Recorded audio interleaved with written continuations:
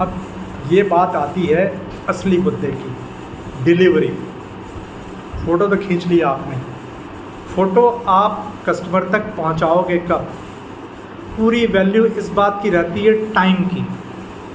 समय पे जो चीज़ हो गया उसकी वैल्यू है, समय पे जो नहीं हुआ उसकी कोई वैल्यू नहीं है। अगर आपने मेरी शादी में फ़ोटो खींची और 1 महीने बाद आपने उस फ़ोटो को खींच दिया मुझे, उसकी वैल्यू ज़ीरो हो जाती है। और मैक्सिमम फ़ोटोग्राफ़र्स की यही परेशानी रहती है कि रात को यहाँ खींचा, अगले दिन किसी और जगह चले गए, कहीं और चले गए, और बेचारा कस्टमर जो है वो बैठा हुआ है, उसको फ़ोटो नहीं मिल रही है। तो डिलीवरी का उसूल नंबर 1, जिस भी दिन आप फ़ोटो खींचते हो, शादी की फ़ोटो आपने खींची, वेरी नेक्स्ट डे, मैं फिर से बोल रहा हूँ, वेरी नेक्स्ट डे कम से कम 100 फ़ोटो, जिसमें कि लगभग सारी स्टेजेस कवर हो जाती हों, वो फ़ोटो आपके कस्टमर के हाथ में होनी चाहिए। क्योंकि जब आपका अगला दिन होता है उस समय घर में बहुत सारे गेस्ट अवेलेबल होते हैं। एक बार सारे गेस्ट चले गए, उसके बाद फ़ोटो को कौन देखेगा? फ़ोटो की वैल्यू तभी है जब वो गेस्ट के सामने आती है। फिर अगेन मैं बताता हूँ कि जैसे जैसे मेरे बड़े बेटे की शादी में जैसे जैसे प्रोग्राम होते गए, डे 1 का जो प्रोग्राम हुआ तो अगले दिन का जो लंच हुआ था वहाँ प्रोजेक्टर पे मैंने स्क्रीन पे 1 दिन पहले की सारी फ़ोटो दिखा दी लोगों को। दूसरे दिन का संगीत का प्रोग्राम जब हुआ तो शादी वाले दिन जो लंच प्रोग्राम हुआ वहाँ संगीत की सारी फ़ोटोज़ हमने स्टेज पे जो हुआ था वो सारा प्रोजेक्टर पे दिखा दिया। फिर शादी वाला हम नहीं कर पाए क्योंकि शादी के अगले दिन तो फिर लोग जाना शुरू हो जाते हैं, लेकिन ये था कम से कम इतनी फ़ोटो तो लोगों के सामने आ गई ना, और उसकी एक अलग वैल्यू होती है। तो जब आपने इतना खर्चा किया है हर चीज़ का, जो शादी एक उत्सव होता है, और उत्सव में क्या होता है, सबके साथ बांटी जाती है खुशियाँ। अकेले ज़िंदगी में बैठ के आपने एल्बम देखा तो क्या देखा है? जैसे आप अकेले पिक्चर देखो और अपने दोस्तों के साथ पिक्चर देखो, ज़मीन आसमान का अंतर है। वर्ल्ड कप है, बढ़िया मैच चल रहा है, और आप अकेले देखो और अपने 10 दोस्तों के साथ देखो, अलग ही मज़ा आता है। छक्का भी लगेगा तो आप अकेले तो ताली नहीं बजाओगे, दोस्तों के साथ आप देखोगे मैच तो एक अलग मज़ा आता है। तो घर की शादी की फ़ोटो भी आप जितने रिश्तेदारों के साथ देखोगे ना उतना अच्छा लगेगा। तो रूल नंबर 1, उसूल नंबर 1, शादी की फ़ोटो वेरी नेक्स्ट डे कम से कम 100 फ़ोटो आपके कस्टमर के पास पहुंच जाना चाहिए।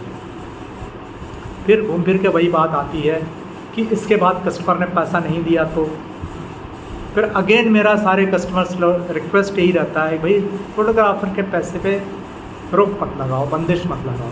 फ़ोटोग्राफ़र का पैसा जितनी जल्दी हो सके रिलीज़ करो, तभी वो आपको अच्छा से अच्छा काम करके देगा। और जिनसे आपके दोस्ताना नहीं है, जिनसे आपके वैसे घरेलू रिलेशंस नहीं हैं, जस्ट खाली बिजनेस रिलेशंस बन रहे हैं या बनने जा रहे हैं, तो आपका बिल्कुल क्लियर कट टर्म्स होना चाहिए कि साहब शादी कंप्लीट होने के बाद आप मेरा इतना पेमेंट रिलीज़ कर देना, उसके बाद ही मैं आपको फ़ोटो दे पाऊँगा। नॉर्मली क्या होता है ना, आपने 100 फ़ोटो भी दे दिया ना तो उसके बाद के फ़ोटोज़ के पैसे मिलना बहुत मुश्किल हो जाता है। और हमारे हिंदुस्तान के बहुत सारे फ़ोटोग्राफ़र्स ऐसे हैं जिन्होंने शादी तो करवा दी, पूरी फ़ोटोग्राफी कर दी, फ़ोटोग्राफी पूरी कर दी, लेकिन उसके बाद का पेमेंट वसूलने के लिए उनको, वसूलना वर्ड गलत है लेकिन मैं वर्ड बोलना पड़ रहा वसूलना, क्योंकि चक्कर काटने पड़ते हैं। फ़ोन रिमाइंडर, और कई बार 2-2, 3-3 महीने लग जाते हैं तब जाके। अच्छा, एक चीज़ और होती है कि जहाँ शादी का 1 हफ़्ता ख़त्म हुआ आपके क्लाइंट के सारे पैसे ख़त्म होना शुरू हो जाते हैं, क्योंकि बड़े जितने भी खर्चे होते हैं वो तो सब अपना पैसा लेके जा चुके होते हैं। शादी का अपना एक बजट होता है और शादी में बजट हमेशा एक्सीड होता है। हमने किया था 500 प्लेट का ऑर्डर, मेहमान आ गए मेरे 550, तो 50 प्लेट के एक्स्ट्रा मेरे कैटरर वाले ने ले लिए। उसी तरीके से मेहमान आए थे इतने, उनको इतना रिटर्न गिफ्ट देना पड़ा, उनको ये करना पड़ा। फिर मतलब आपने अगर मान लो जितना भी बजट बनाया है उससे कम से कम 10% 20% एक्स्ट्रा ही खर्च हो जाता है। तो फोटोग्राफ़र का पैसा देने की जब बारी आती है ना, तब तक घर के पैसे एग्जॉस्ट हो चुके होते हैं। तो मेरा सभी कस्टमर से निवेदन रहता है कि आप कम से कम फोटोग्राफ़र को उसके जो हक के पैसे हैं, जो उसने मतलब खर्च किए हैं, जो अपने एम्प्लॉयज़ को उसने बांटे हैं, उतना पैसा तो रिलीज़ कर दो पूरा। और बाकी बचे हैं जो एल्बम के पैसे, वो आप देते रहना उसको बाद में। अब रहा सवाल ये एल्बम की बात का, तो आपका जो जब भी आप कॉन्ट्रैक्ट बनाओ किसी के साथ, फोटोग्राफ़र और कस्टमर के बीच में ये एग्रीमेंट होना चाहिए कि आपके घर में वीडियोग्राफी का, फोटोग्राफी का जो भी एग्रीमेंट होगा, मान लो मैंने 50,000, 70,000, 80,000, 1 लाख, 1.5 लाख, 2 लाख जो भी है, जो भी मैंने कोटेशन दिया है आपको, उसकी स्टेज वाइज पेमेंट ऐसी है। होता क्या है कि आप फ़ोटो लगभग सभी फ़ोटोग्राफर्स 2, 4, 6, 8,000 फ़ोटो खींच लेते हैं और फिर वो कस्टमर की जिम्मेदारी हो जाती है कि उसमें से फ़ोटो छांटो, फिर उसका हम एल्बम बनाएंगे।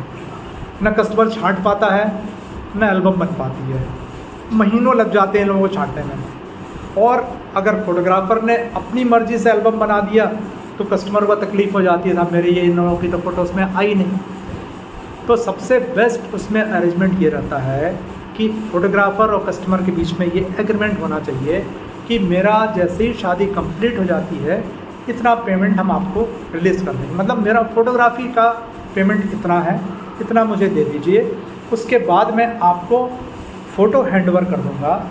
फ़ोटो हैंडओवर करने के बाद आप मुझे जब फ़ोटो छांट के दे दोगे, उसका मैं एल्बम बना के आपको दे दूँगा। तो एल्बम मेकिंग का जो चार्ज है, जो भी परसेंटेज हो, किसी का 10% रहता है, किसी का 20% रहता है, जो भी चार्जेस हो वो मुझे आप एल्बम हैंडिंग ओवर के टाइम पे मुझे दे देना। लेकिन फिर मैं रिपीट कर रहा हूँ कि आपकी फ़ोटोग्राफ़ी तक का जो चार्ज है, मतलब लड़की की शादी या लड़के की शादी की लास्ट जो रस्म हो गई, उस समय आपका लास्ट पेमेंट आपको आ जाना चाहिए।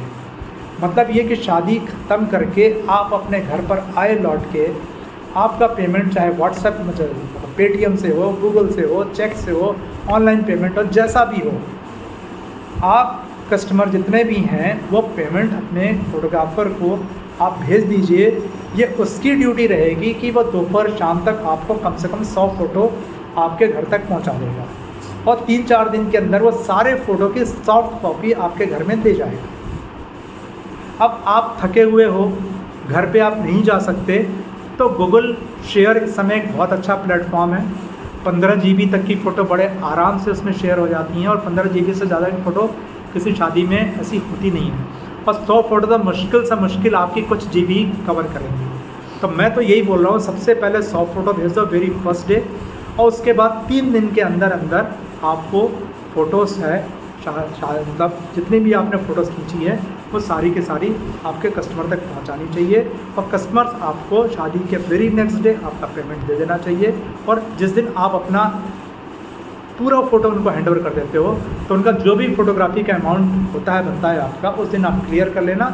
और उसमें से जब वो छटाई कर लेते हैं, उसके बाद जो आप एल्बम बनवाते हो, तो एल्बम की जो कॉस्ट होगी वो आप उनसे अलग से चार्ज करेंगे। ये सब कुछ आपका अगर एक रिटन डॉक्यूमेंट में कवर्ड हो बिफोर मेकिंग एनी एग्रीमेंट, मतलब जिस दिन हमारी आपकी शादी की बात कॉन्ट्रैक्ट फिक्स हो रहा है, उस दिन अगर ये तय कर लेते हैं हम सारी चीज़ें, और अगर ये राइटिंग में हो तो ज़्यादा अच्छा रहता है।